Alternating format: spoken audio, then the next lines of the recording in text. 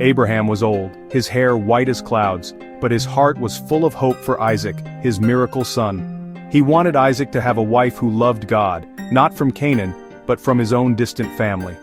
Abraham called his most trusted servant and made him swear a solemn promise.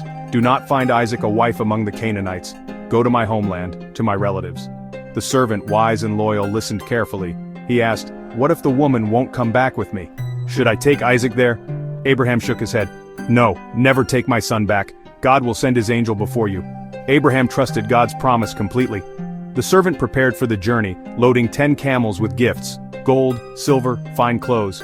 He set out for Mesopotamia, to the city of Nahor, on a mission guided by faith. The servant's heart was full of hope and prayer. He knew Abraham trusted God, and now he would too. This was more than a journey, it was a God-guided adventure. He was ready to see what God would do.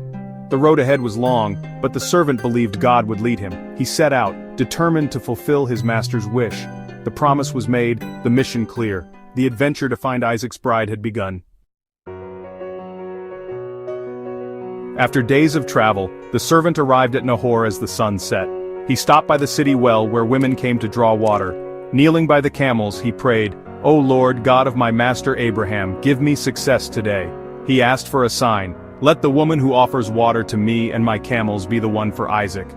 Before he finished praying, Rebekah appeared, water jar on her shoulder. She was beautiful and kind, just as the servant had hoped. She filled her jar, and the servant approached her. God's timing was perfect. He answered before the prayer was done. The servant watched, heart pounding, as Rebekah drew water. Would she be the answer to his prayer? God was already weaving his plan. The servant's faith was being rewarded in real time. The moment was full of hope and possibility. The servant waited, trusting God's guidance. The story was about to unfold. The servant hurried to Rebekah and asked for a drink. She quickly offered him water, then said, "I'll draw water for your camels too." It was the exact sign he had prayed for. Rebekah ran back and forth, drawing water for all 10 camels. The servant watched in awe. God had answered his prayer. When the camels finished, he gave Rebekah gold jewelry as gifts. He asked, "Whose daughter are you? Is there room at your house for us?" Rebekah revealed she was from Abraham's family. God's plan was clear. She ran home to tell her family, who welcomed the servant. He shared his story, and Rebekah's family saw God's hand in it all. When asked if she would go to marry Isaac, Rebekah bravely said, "I will go." Her family blessed her, and she set out on the journey of faith. Rebekah left her home, trusting God for her future. The servant's mission was nearly complete. God's promise was coming true. Back in Canaan, Isaac waited, praying and trusting God. One evening he saw camels approaching in the field. Rebekah, riding on a camel, saw Isaac and asked, "Who is that man?"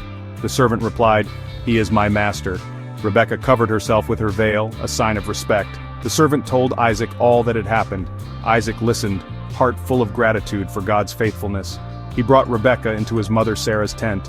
There, Rebekah became Isaac's wife. Isaac loved her, and found comfort after his mother's death. Their love story began, a story written by God. God had guided every step from Abraham's hope to Rebekah's yes. This was more than a marriage. It was the fulfillment of God's promise. Isaac and Rebekah's story reminds us, God sees, hears, and guides us with love. Trusting God brings beautiful endings and new beginnings. The adventure of faith continues for all who believe.